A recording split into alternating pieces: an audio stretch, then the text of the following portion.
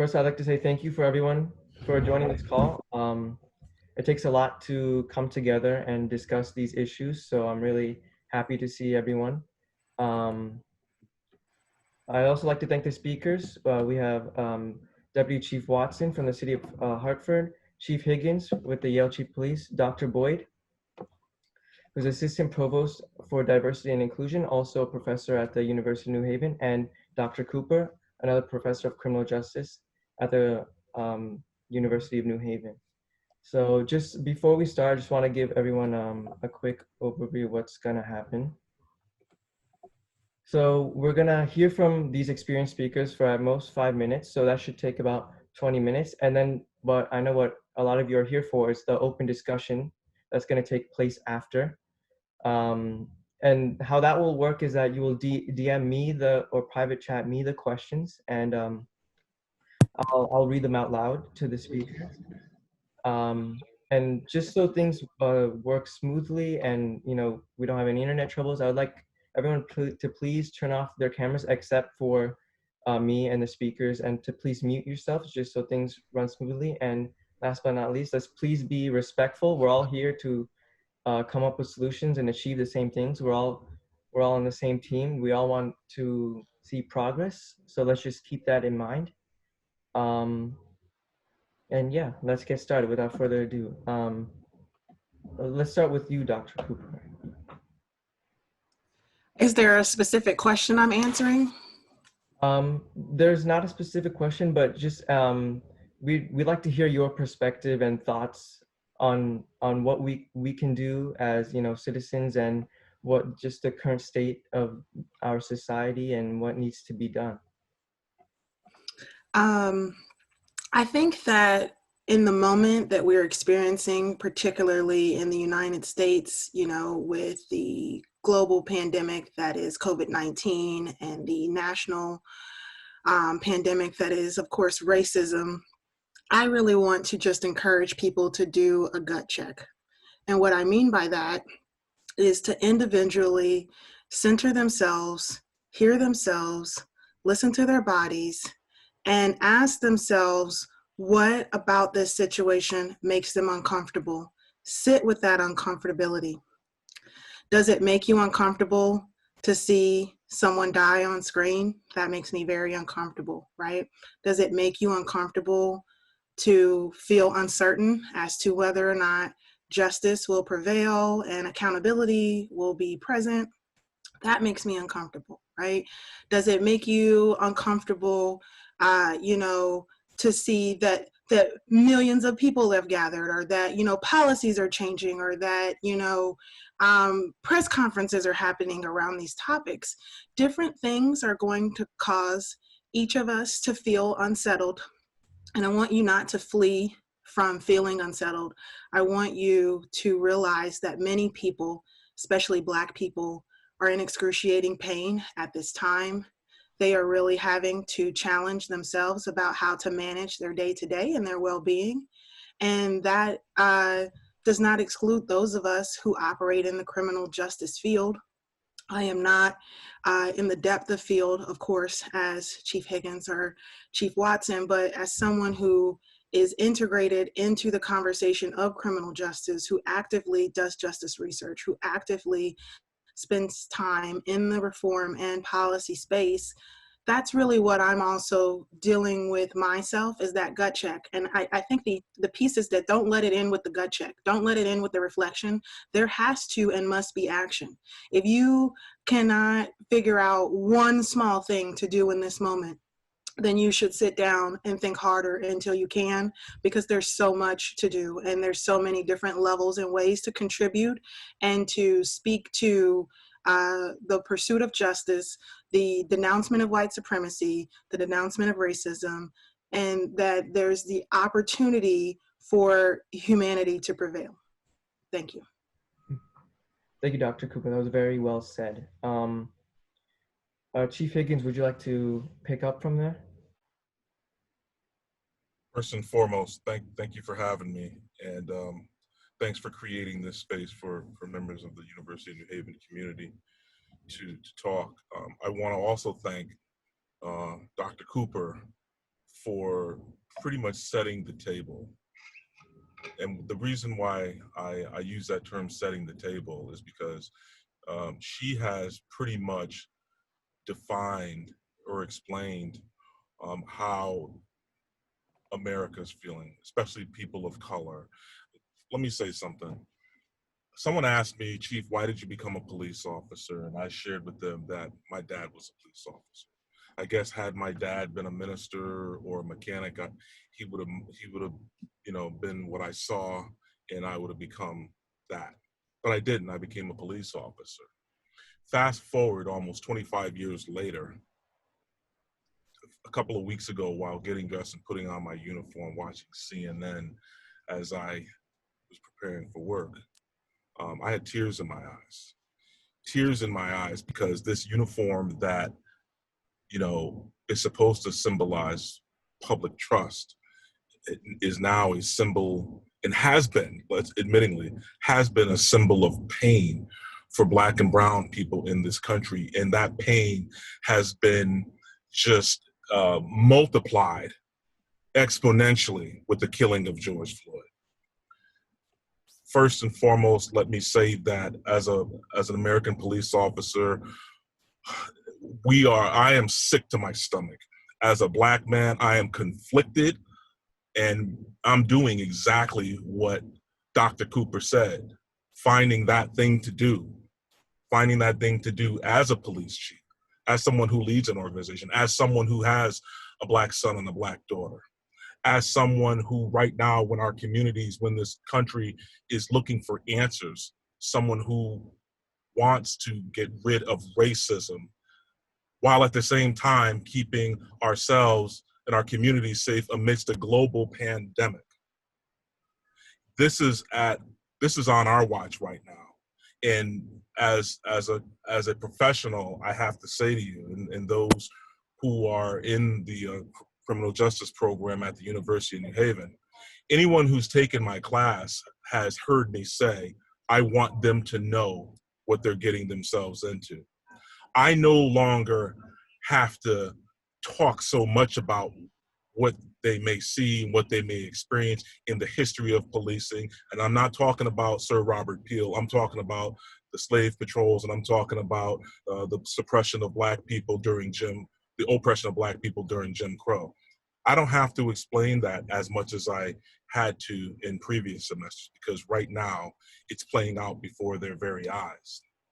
So as I close my remarks, I just want to let you know that I'm full with all sorts of feelings and emotion: hurt, anger, mistrust, a sense of purpose is starting to develop, because as we hear from the Black, white, brown, red, and yellow people in this country, once we get to a point where we can all work together to rid racism, I think that is the first step. And I believe that people coming together the way that they have over the last few weeks is a sign that this one's different. This one's different. I digress. Thank you, Chief Higgins. That was very well said. I think it was really important for all of us to hear that perspective, especially as a Black police officer. You know, I I can only empathize with what you're feeling. Dr. Boyd, would you please continue? Sure. Thank you very much. I appreciate the invitation, and I certainly appreciate the words of my two colleagues, who admittedly I know well and work with pretty regularly. And I think we're all pretty much at the same place. And I've spent the better part of the last 2 weeks, 2.5 weeks, explaining to people over and over again what's going on. And a couple of the media interviews, they asked me, who was George Floyd and why is he the catalyst? Then I had to explain that it's not just George Floyd, and I went through a litany of other people to say that this problem has been going on. And I go on to say that the people that are protesting now, the people that are in the streets now, it's their parents and their grandparents that were marching in the 50s and 60s. And it was their grandparents who were just trying to get the right to vote and marching for things that the Constitution says that we so richly deserve. But then the police would sick the dogs on them, and the fire department would put the hoses on them, and it was the peaceful protest. And then we move forward, we keep seeing these peaceful protests. And if you fast forward with Colin Kaepernick and the NFL taking a knee, a peaceful protest. But even that, people lost their minds. So when people take protests further, and eventually people have their backs against the wall, and again, I'm not excusing or justifying. As a classically trained sociologist, it's my job to explain human behavior. But at some point, people have their backs against the wall, and they're tired of the peaceful protests, and they're tired of their votes being wasted, and they're tired of writing the letters, and eventually people lash out when they feel they have no other option. And then we start to see riots coming. And then we notice even in Baltimore, we've known how bad Baltimore PD was. It's been bad for generations, and we've talked about it. And Hollywood knows how bad it is. They've made 2 TV series, Homicide: Life on the Street and The Wire, talking about how bad Baltimore PD was. But no one did anything. No one said anything. Right after Freddie Gray, they protested. No one cared. But it wasn't until the rioting started and CBS burned down that the whole world took notice of Baltimore. And that's when the Department of Justice decided to step in.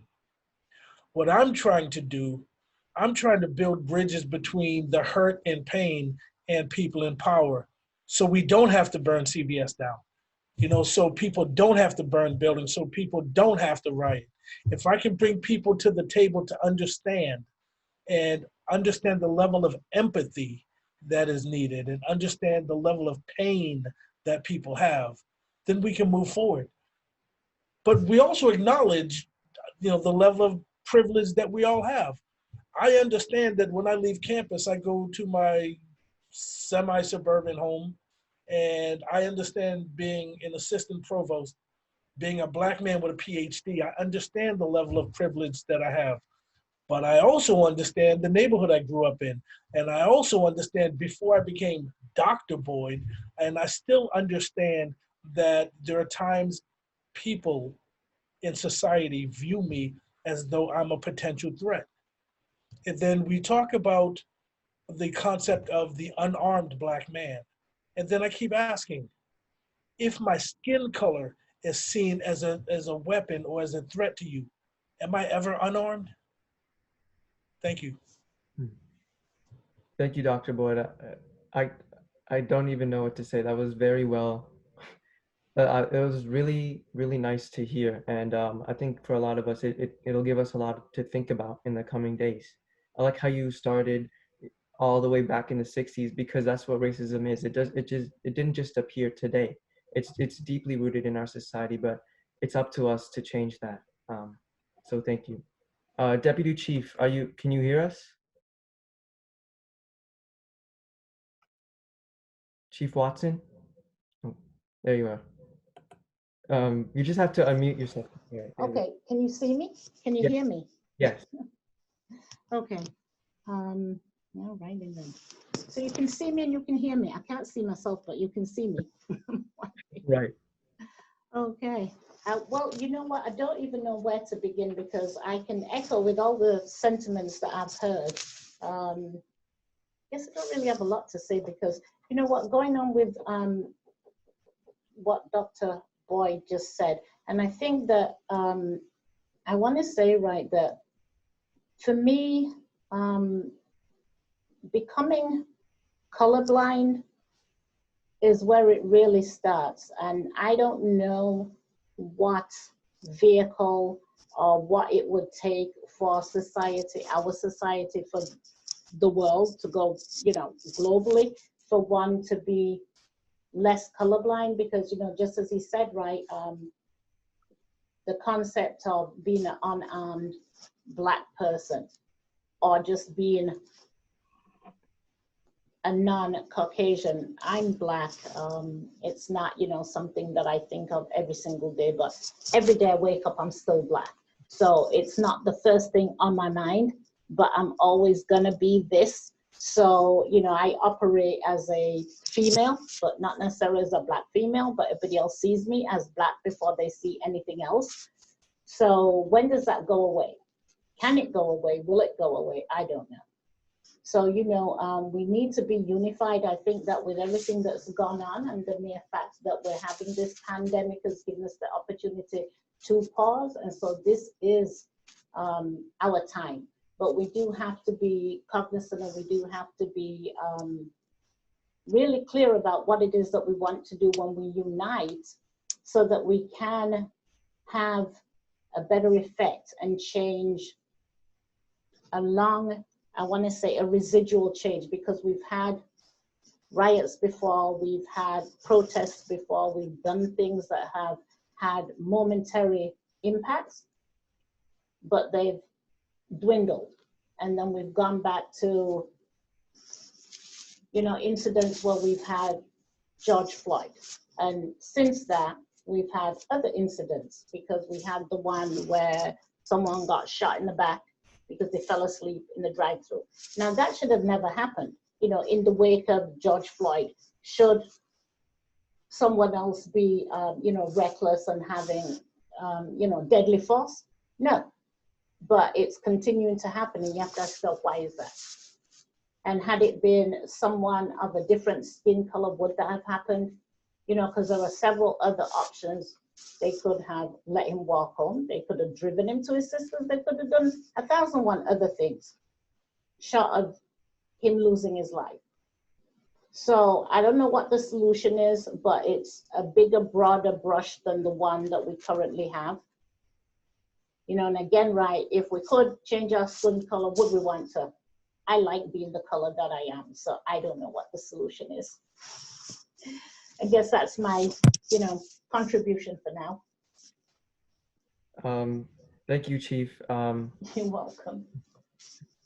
Okay, so I guess now we'll start the questions portion of the discussion. Just message them to me, and I'll read them out loud. So we already have a few.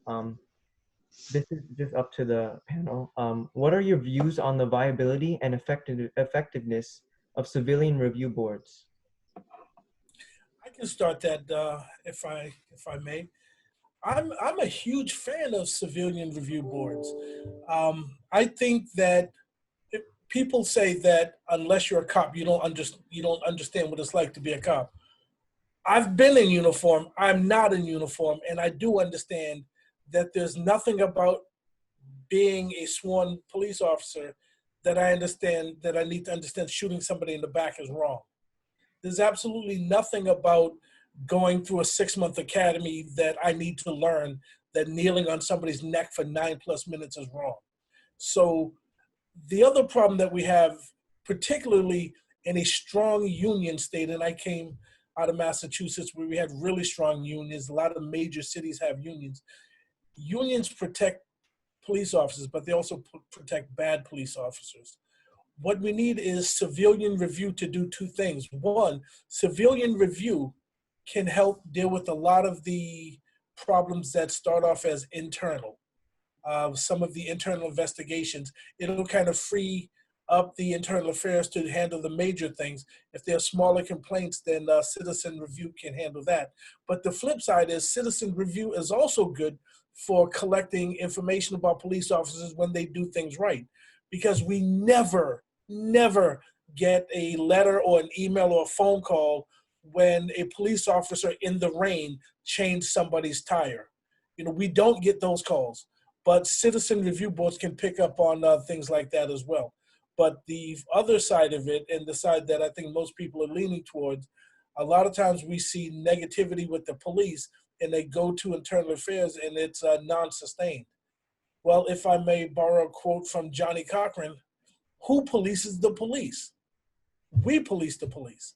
So a citizens review board that have people in the know on the board, I think can be really, really effective. Okay, so picking up from there, you say a civilian review board with people that are in the know. So how does one become in the know? So we have civilian review boards, and they work in conjunction with our internal affairs. Okay, so they hire independent investigators who will also investigate the case, and internal affairs also investigate the case. Then they come up with their conclusion, and we come up with our conclusion. Sometimes they correlate, sometimes they do not. The civilian review board have at their discretion the opportunity to petition the chief if they so desire. If the conclusions were so at a dichotomy that they would petition. I mean, I've not known of them to petition the chief, but I guess it could happen. Civilian review boards, from my perspective, have to go through a learning curve, because oftentimes they're unrealistic with their expectations and what it is that they are investigating. Again, from my perspective, when a citizen has the opportunity to make a complaint, oftentimes they check off absolutely every single thing that's on that complaint form. They check off things that may be relevant and things that may not be relevant. Once they've checked it off, the civilian review board will investigate everything. And it may or may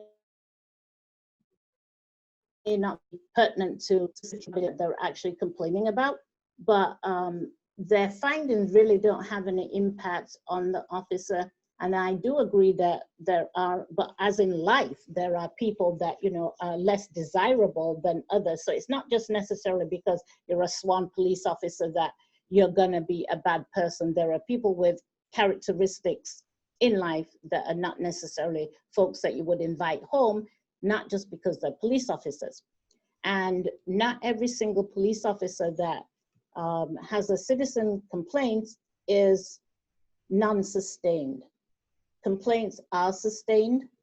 When I used to work in internal affairs, I've actually arrested police officers, trust me. I've had police officers who have resigned because of complaints that have been made. I've had police officers that have been demoted because of complaints.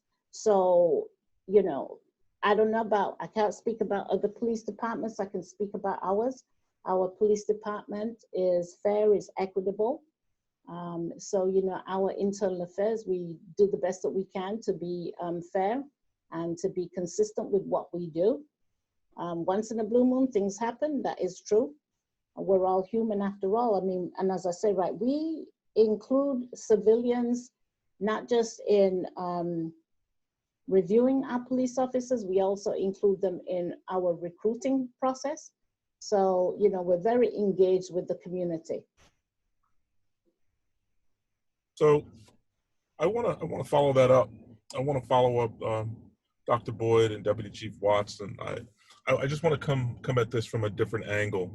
I want to talk about two things. Civilian oversight of police departments isn't foreign. It's not a national standard, but you know, there are lots of police departments that have civilian oversight. The second thing is what I've been seeing over the last, gosh, probably close to a decade or more, is that, you know, let's face it, not everyone believes the police anymore, and we need to. There's a culture issue in many departments, and in order to maintain our legitimacy, we're going to have to work with civilian oversight boards, so that they understand that our practices are in fact meeting our alignment with our policies. And if in fact our policies are in alignment with our practices are in alignment with our policies, that the culture of the organization isn't bad. In other words, what we saw in Minneapolis, we saw one officer who murdered a black man with his knee, and we saw another officer who was very visible on that tape, who felt more strongly about confronting the people who were trying to get him to stop than he did for that man's humanity. So for me, that shouted of culture. And those of us who've been in this business for some time know that culture eats policy for lunch.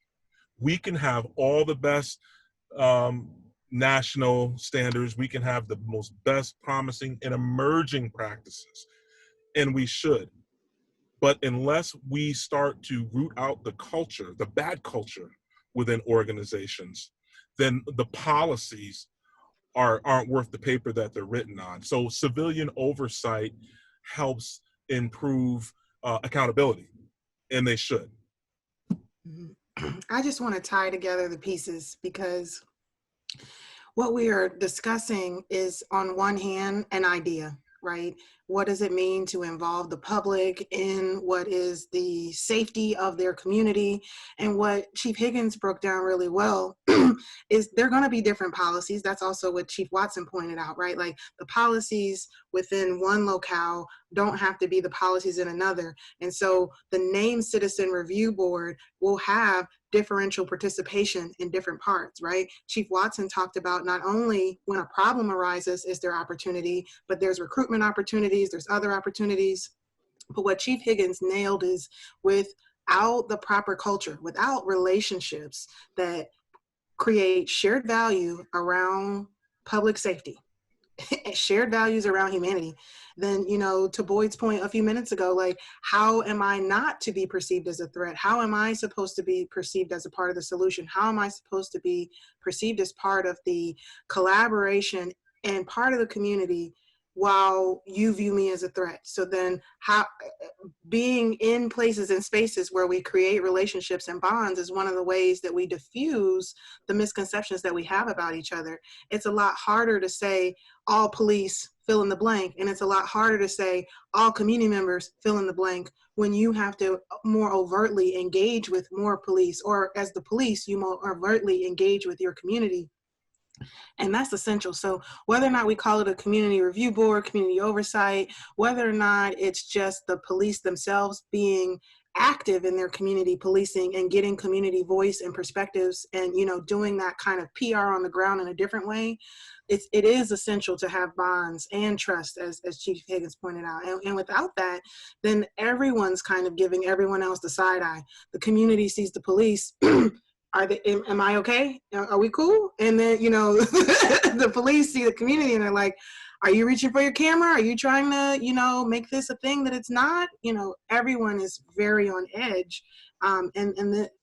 These type of tactics, you know, from an ideal perspective, can be helpful. It does matter how we implement them, though. Yeah, I think this is all very well said. I'm not going to comment on it too much because all you guys have already did, so I'll just move on to the next question.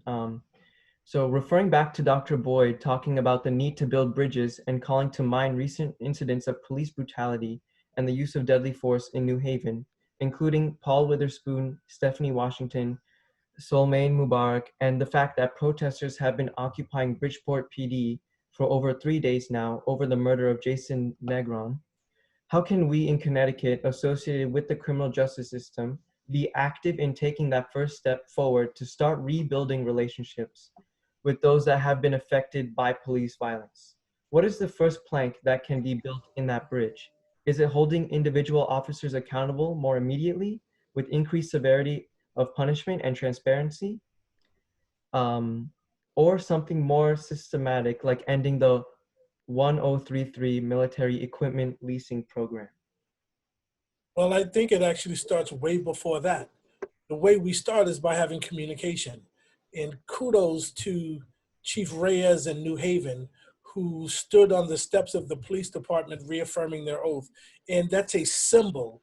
It's a step forward. And then you saw a couple of days later that Chief Reyes was sitting on the steps of the police department with the protesters having conversation. So we acknowledge that people are upset. We acknowledge the history. The question is, what can we do to move forward? And I also applaud the Connecticut State Police for when the protesters took over I-84. that could have gone south so quickly. But the state police walked up on the highway with them, and they marched with them, and they took a knee with them. And then once the point was made, the protesters decided to vacate the highway and go back to go back to the street level again. So there's a lot of police officers, there's a lot of police chiefs that are trying to work with communities. I saw Chief Doty up in Hartford the other day talking to a bunch of community members. That's the start. So the demand may not necessarily be the start. The communication part is the start. And I acknowledge a lot of people are saying they've been talking and it hasn't worked. I say we keep talking. We can't abandon the conversation, because virtually all chiefs, Chief Higgins with his department, when they do training, they do lived experience. They bring in community members, sometimes with police officers, to train. And when I did the training for Yale PD, the first 4 hours, community members and police officers were together, because I need the officers to understand the lived experience of the people that they're policing. And I don't want the police to come in and thinking of them as others, but thinking of them as community members that have issues, that have victories, that have successes, that have problems, just like everybody else. And the more we can see community members as partners in this, the better things are going to get for everybody. I would just, add, to me, it's helpful to break down the question in terms of who we're talking about, because you mentioned like justice involved people. So for those of you who are future justice professionals, right, or just generally a student, right, this is the time that you are supposed to be learning. So if you are in classes that are not talking to you about tough topics, then now is also the time to call your university to order, right? How do we continue to challenge? I teach a class called Youth Injustice in the Kalief Browder Story, and the main feedback that I get from students is, why are topics of injustice not more of a forefront? Why is there's a good amount of conversation about what we need to do, what are the processes, what are the rules, but where's the conversation about how I can be put in a situation as a professional where my ethics are challenged, where someone's life is put in my hands, right, where I have to use deadly force. Now, I have a different answer for the people who are leaders, right? People who are already professionals in the setting. They should ask themselves, why now? What's different, right? Because the issue is not new. The harm is not new. The pain is excruciating, and it's reached a point where, honestly, while I want to be thankful for some of the, performative actions that Boyd mentioned, I'm not to the point, right? I'm thankful for the action I've seen. I'm thankful for seeing, certain disciplinary action, or, communication to the public about the timeline for release of information. Like, the community has been talking, but that does have a point where it stales, and the need for action does not require more talking. The need for transparency does not require more talking. It requires for someone to take action. And so for people who are leaders, they have to challenge themselves about their competencies. Build that up, right? If you don't know enough about diversity and inclusion, or you don't know enough about the people that you serve in your community, then you should be seeking, from an ethical perspective, to be better at your job, better at your role, better serve in a leadership position. Because we need leaders, we need strong leaders, and we need people who are not suited to lead to step out of the way. Dr. Cooper raises so many good points, again, and Dr. Boyd as well. So I teach a class at the University of New Haven, race, gender, and class issues in policing, race, gender, and class issues in the criminal justice system. And probably right around the second or third class, students are looking at me and they know what I do. They know who I am, but I ask a question. And I ask the question of, some of you starting to believe that I am anti-police officer? And a few of them want to raise their hand. And I said, no. I said, the title of this course is Race, Gender, and Class Issues. Let's begin with race. I said, for me to sit up here as a chief of police and as your professor, I need to speak the truth. There have been and will continue to be race, gender, and class issues in our criminal justice system and in policing. So we need to talk about these things now in the classroom so that you develop an understanding of where these issues are, and you develop the core competencies that Dr. Cooper was talking about. Conversely, I think we need to her point, start to look at the core competencies and the suitability of leaders, because for those leaders who have their heads in the sand are saying, well, that's in New Haven, that's in Hartford, that's in Bridgeport, that's in the urban areas. I think they're in for a rude awakening, and I think that it's coming soon. It's not just in the urban centers anymore. People are demanding justice. And when we're talking about justice, I'm not just talking about, and I don't want to minimize this, so I'm not just talking about the shooting of unarmed Black men or police violence by way of excessive use of force. What I'm talking about is, people being treated differently because the color of their skin, like Dr. Boyd was talking about earlier. I was in Target this morning. Now, I'm about 6 feet, 265 pounds. I was in Target this morning, and as I was walking into the store, I had to be mindful because there were some women who were there, and they looked at me, and I wasn't paying attention. And it almost felt like I had to minimize myself and make myself less threatening to them and put a smile on the face, when really I had the weight of the world and a lot on my mind. I wasn't an angry Black man. I'm just a person in Black skin who was very pensive at the time. So I think we need to be truthful with our students in the classroom, and as Dr. Cooper said, as leaders, one of the things that she said when we opened up this discussion was that, you have to be comfortable in your uncomfortableness. That which makes us uncomfortable right now, we have to confront it and ask the question of why it makes us uncomfortable and push through it, because we can no longer perpetuate what's been done already. This is about action. There's folks who have taken to the streets. There's those of us who are inside of departments, leading departments. It's just going to take action from all sectors, both inside the department, outside the department. It's going to take legislative action. And at the same time, because this is a learning community, we need to be truthful with our students. Thank you, Chief. So the next question is, does the example of Camden, New Jersey's successful revamping of their police force fit in other areas of the country?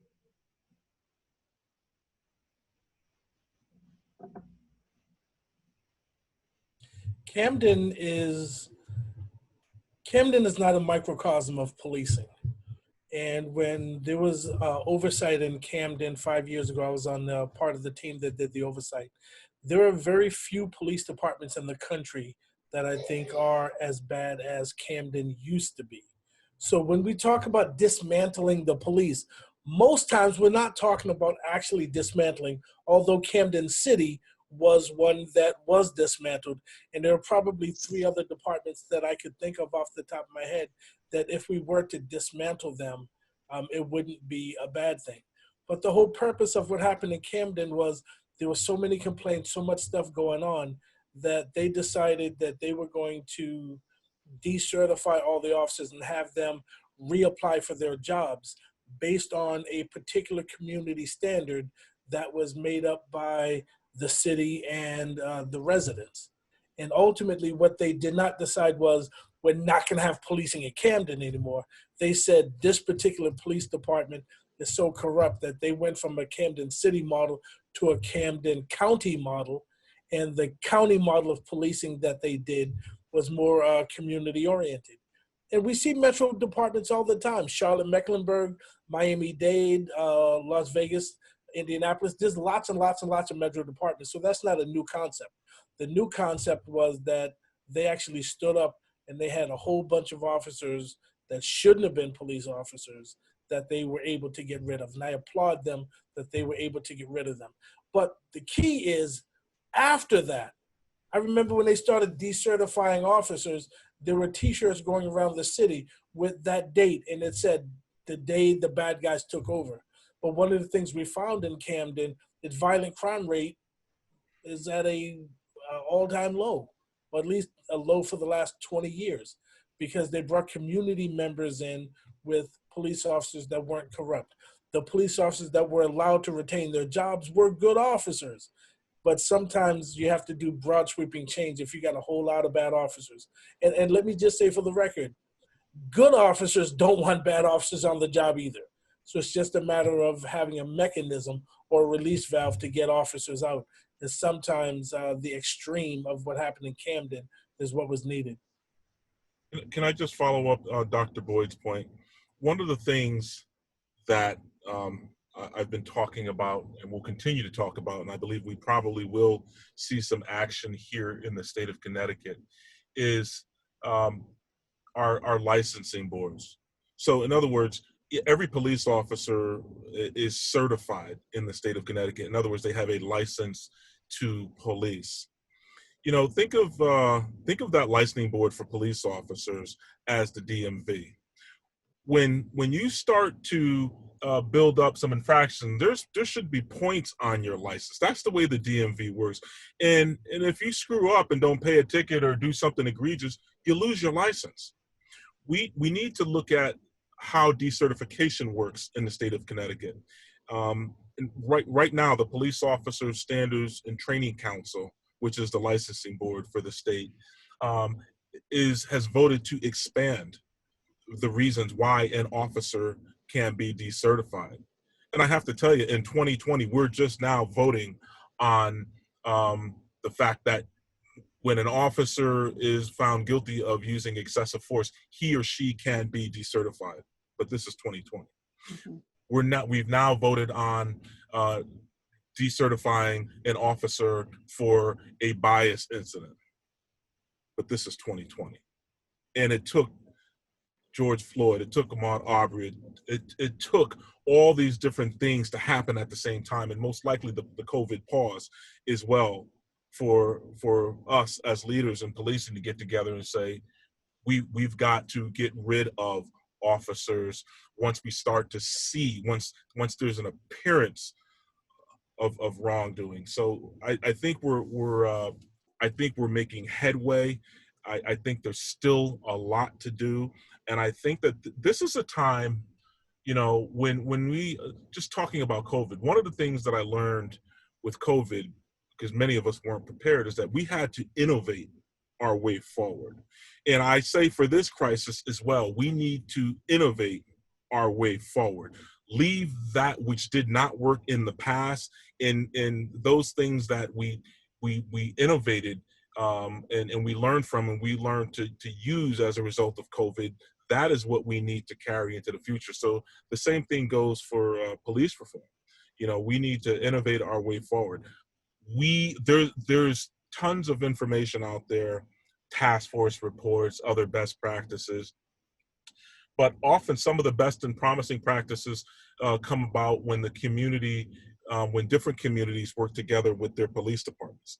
So what's good for, let's say, Atlanta or New Haven or West Haven or Bridgeport or Hartford, it may not work in other municipalities. However, it works for this community who those officers are accountable to. I agree, and if I can just add to that, you're exactly right. Going back to Camden, so community policing, we know, is always a base where we start from and where we can grow from. And I think that historically we've always had police departments that have been corrupt, and eventually you can weed out the corruption and then start all over again. So some police departments have had to rebuild. And you're exactly right. If you have honorable police officers with integrity, they don't want to work with police officers who are less than honorable. That being said, I agree with you that now, because we've had this COVID pause and because of other things that we've had along the way, and with best practices that we can look at and see, and with sharing amongst other municipalities, right, and things that work, not necessarily you can take it and you can change it, you can modify it so you can use it for your own department. What we've discovered is that, right, we're humans too, we're not infallible, so it is time to make the change so that we can say, you know what, once upon a time we believed as an entity that we were untouchable. That's not the case now, because we do want to be humanized, and we do want to interact, and we want to fuse ourselves into the community and into society, and we want to be acceptable. We want to be approachable. We're three-dimensional. We do want to be able to protect and serve. Okay, fine. But then on a good day, we want to make sure that the community, society can interact with us if they see us. We don't want them to cross the road. They can come by, they can engage, they can say hi, they can have a conversation. They shouldn't only speak to us when there's an emergency and when we're telling them to, you know, put their hands behind the back because they're being arrested or apprehended. So with that being said, right, we want to be interact, and we want to have common sense to lead us. So yeah, if you're going to be deviant just because you're in blue or whatever color your uniform is, right, that is no longer your shield of protection. So yes, we want to have a woven in common sense into the laws that, and as you say, right, all the regulations that we use to certify us, to make sure that we can stay and be police officers. So it makes practical sense that we should reflect on what it is that our standards are for us to continue to be certified and be the police that are supposed to be protecting and serving society. So no, absolutely. And then, you know, on the days when you're not in your uniform, right, if it shocks your conscience, why shouldn't it shock society? So again, we do reflect on what's acceptable and what isn't acceptable. Because, like, look at me, I'm not in a uniform. I don't wear a uniform on a day-to-day basis, but yeah, I'm still a police officer, and I'm supposed to abide by all the rules and regulations that my police department dictates by. But you know what, on my way home, if something happens, right, I don't automatically think, oh, I'm a police officer. I'm just a citizen. And if it offends me just the same. So yes, you know, I'm going back to Dr. Boyd, right? Yeah, absolutely right. I believe that communication, and I believe that being accessible to anyone, you know, your community, anybody that wants to come and interact with you, right? Again, we're not untouchable because we are human beings. And, you know, as a female, right, I can be somebody's mother, somebody's sister, somebody's aunt, somebody's best friend. And then when I need to be, I can be law enforcement who has to take action, whether it be to protect someone or whether it be to apprehend somebody else. So if I'm doing something wrong, I should be held as accountable as the next person. So society has to change, and the police department has to change, and the laws that govern the police department have to change too. Thank you. So our next question is actually an interesting one. When I came to the USA 20 years ago, after 37 years in the UK police service, I soon became aware of the racism that existed in society as a whole, albeit just below the surface. Police are recruited from that society, and in order to get the best candidates with good ethical behaviors and competencies, should we not be promoting a very rigorous assessment of candidates to substantive educational standards when we recruit? You know, that's an interesting point.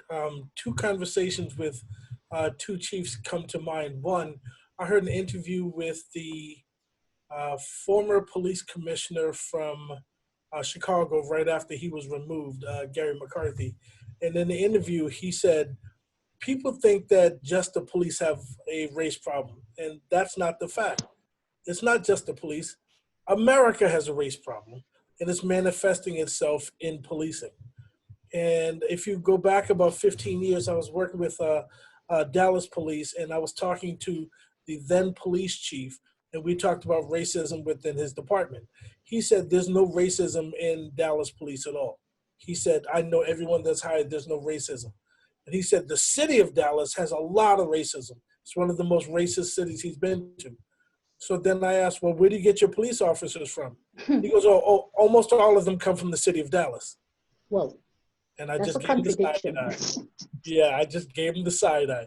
So again, if we point the finger at the police only, we absolve society of their problems, because to say only the police are racist is hugely problematic. America has a huge race problem, and we need to deal with that. because if we don't deal with the race problem nationally, we're never going to be able to deal with the inherent biases that are present within policing. Agreed. And we do have a rigorous recruiting and a rigorous process that we go through to hire police officers. Having said that, it's a psychological, I guess, deficiency that we can't always detect, because who you are will always eventually surface. And unfortunately, the testing process and even the academy process may not be sufficient time for one to be able to detect what may eventually surface. And it requires you interacting with the public for it to become self-evident. But the process that we go through is rigorous. And whomever it was that posed the question, right, they posed the question, it's a good question, but what evidence do they have that it's not rigorous? I think they're part of the argument might be, you know, would we be where we are if it was as rigorous as we need it to be? I just would add, I know nothing about police testing because I'm not a police officer. But I would just pose the question, what if to be a police officer, you had to do similar to when you're in the military and you're trying to get clearance, right? They make calls, right? I've been the person called by the US government. Do you know this person? Does this person love their country? Maybe we could trade that for like, is this person, you know, have you seen this person ever exhibit any racist behaviors? Have you seen this person exhibit any other problematic behavioral cues that we could know to look for? I know that we do references, but I feel like the military kind of does like higher order form of like trying to get people to attest to your character before they give you certain military clearance. And I think that military clearance and like having a gun, you know, we should maybe consider bringing that option, you know, in. Well, can I share with you that we do psychological evaluations, we do home visits, we also do background checks, we do credit checks, we do polygraphs. Let's see what else. You know, there's I want to say like a 400 questionnaire that you complete that gets evaluated by a psychiatrist. And then that's cross-referenced with the actual psych eval that you go through. You know, of course, there's the medical evaluation. I mean, there is a litany of things that one has to go through, and again, they do the home visit, they talk to your neighbors, it's extensive. Mm-hmm. So, you know, it's not, I don't know what your perception was or is, but it's pervasive, to say the least. So yeah, you know, I mean, obviously we're not going to catch everything.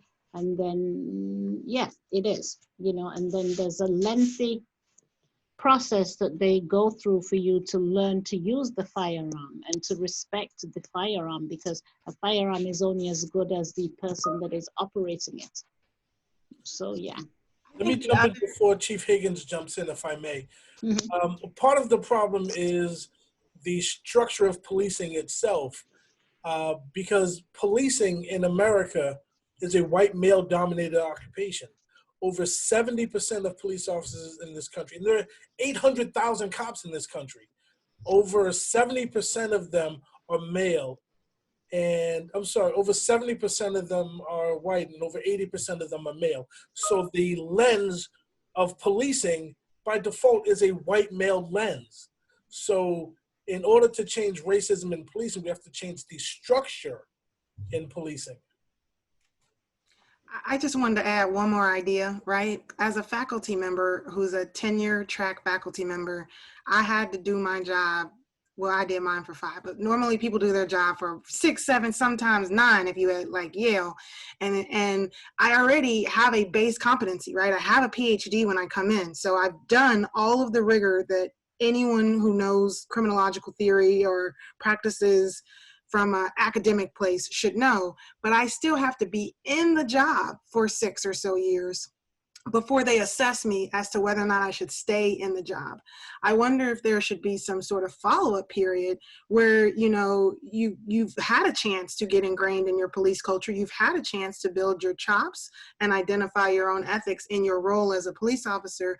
And then I don't know if it takes 6 years, but maybe at the 3-year point or the 5-year point, there could be an additional assessment potentially, because something is happening where we're missing people. And it might be that they're fantastic people when we hire them. I can't attest one way or another, but when the policies aren't enough and the culture is so thick that you start to socialize to a culture, right? Then how do we then, you know, deal with higher order issues that happen 5 years, 10 years, 20 years after you're a police officer that aren't a part of that rookie year and aren't a part of that rookie training? That was a fantastic question and great discussion around it. I'm a fan of early warning systems, early intervention systems, but early warning systems and early interventions aren't used to their fullest if we're only receiving information from outside the agency. In other words, I'm going back to culture yet again, because inside the department, for me, there's no secrets. Okay. If people aren't doing things that are within policy or are ethical, instead of socializing to that culture, we need to be saying, no, we need to create an environment where, the bad officer or that officer which doesn't want to play by the rules, doesn't want to do right, that's the individual that needs to be ousted. But we can't just rely upon our communities to make complaints. If it weren't for videos, if it weren't for cell phones, so much would not have been exposed thus far. So we also need for those, because this is a moment in time, right? This is a moment in time. We need officers inside our departments to, call people out. That's what we need to do right now. I agree. We need integrity checks. So, and that speaks back to when you had mentioned earlier about the officer that was just standing and engaging with, the civilians rather than paying attention to assist. And agreed, right? Because that's one of the things that they teach you, right? Where you become culpable if you stand and you do nothing when you're supposed to. So that comes back to ethics, which is one of the courses that they teach you. And I'm going back to, I think what Dr. Boyd said, that he believes that it's a cultural change that we need, because there's 70+% that's, Caucasian and male. And that leads back to the idea, right, that, based on Obama's 21st century study that he did, right, in that, each police department should reflect the community that it serves. And so we have to change the perception that society has and that the minority society has about what a police department does and what a police officer is. Because in order for us to recruit more individuals that look like the society that we're serving, we do have to change that perspective of who should be in the police department and how we can recruit individuals that look more like the minority that are in the police department. We try to recruit more females, we try to recruit more minorities, we try to hold on to them. But that is tough, that's difficult. So that's where it starts. In order for us to have a change, we've got to make a change. And how does that happen? So we have to teach the younger individuals, start with your students, that, they need to become police officers. They need to get into law enforcement. They need to be, FBI, special agents, whatever it is, right? But they have to engage, they have to enroll, they have to go through the academy, right? Because if we don't have them in law enforcement, right, we're never going to be able to infiltrate and have it change the numbers so that it's more than just white males, so that it's more than just males. So there can be more females, there can be more of a mixture of individuals that are there that reach the supervisory positions. So that then we can say, okay, you know what, we need more Black instructors in the academy so that we can make those changes to the policies and the way that things are done. Chief Watson, the question you raised about, you know, what do we need or what's missing is really the perceived value of diversity and inclusion. We need to continue, you know, to get to the innovation that Chief Higgins talks about. It's hard to be innovative when you are surrounded by the same, and when you're the same and everyone around you is the same. And so it's not so simple as, you know, just add one type of officer or another. That, you know, I'm not saying that's what you're saying. I'm just saying part of it is challenging yourself, as we already said, about being uncomfortable. How do you go find someone who thinks differently than you? You know, I like to use the example of cuisine. It's great if I can cook a hamburger, but if I have friends and now I got a friend that can cook some Brazilian cuisine, and now I got a friend who can cook some French cuisine, and now I got a friend, then my whole flavor dynamic and the ideas and the robustness of what we come up with is so much different than what I would have come up without them. And I want to be over there. I want to be in innovation, but that requires people to value diversity in the first place and not feel threatened by the premise that they don't have to be the only something in a space. Danielle, trust me, I know this. Yeah. There are, let me see, I don't even know what to tell you, right? I have been a minority, an anomaly for the majority of my career. There is just me, and I continue to be just me, you know, so trust me, I know this. What would I give for flavor, you know? And I, you know, and I speak to and I talk to and I, you know, try to entice as I go along, anything and everybody. I'm very open to everything, you know. But again, you know, we try to be as diverse as possible and to be inclusive, because you know, we have limited resources, but we do the best that we can with what we have, and we're not trying to segregate or even to say, you know what, that it has to be one particular way. It can be anything, it can be everything.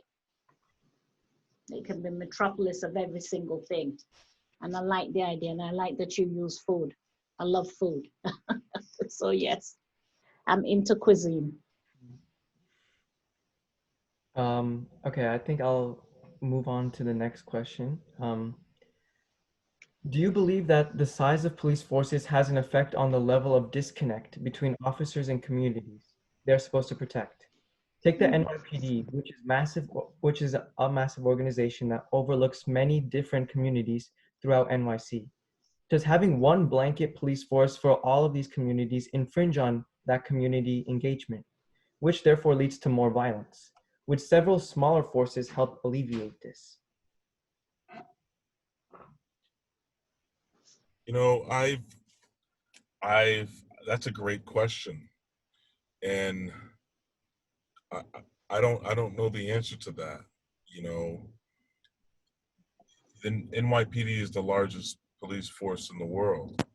It's a small army, and I think as we, you know, talk about, you know, police reform, I mean, I think that the NYPD would probably say that, well, each precinct is distinct unto itself, and therefore they've achieved that connectivity with their community through that model. But I don't know the answer to that. I think that's a really, really good question. I just want to say hi, Dr. Cooper from St. Louis, Missouri. Very, like, less than 10 minutes away from Ferguson, where Mike Brown died. Part of the policing issue in my hometown is the number of small police agencies in a very small radius. You can drive 10 minutes and hit 10 different police departments. And then you have to deal with 10 different sets of policies and cultures. And that's a whole different nasty, ugly feeling, because you make progress, but then now you have to make progress in 10 different decentralized places, even though they all are within 20 minutes of your home. And so I know your question focused on big, but I just wanted you to know that I've existed in the space where there are a lot of tiny police departments. And I think everything has to be nuanced is the point. And I think, the point of precincts, meaning, I think that's a really good point, Chief Higgins. Where is the locus of control? Where is the response? Like, is there someone responsible? And how close is whomever to the top to the issues that are on the ground? You know what I mean? I don't necessarily know that I can say New York Police Department needs to be smaller, because based on my understanding, the levels of person-to-person crime versus, organized crime that they also have to deal with are very, very, very varying, and so I think I think this brings up to some extent, and I don't know if you're going to go there, the conversation of defund the police that is a part of some of the protest cries right now.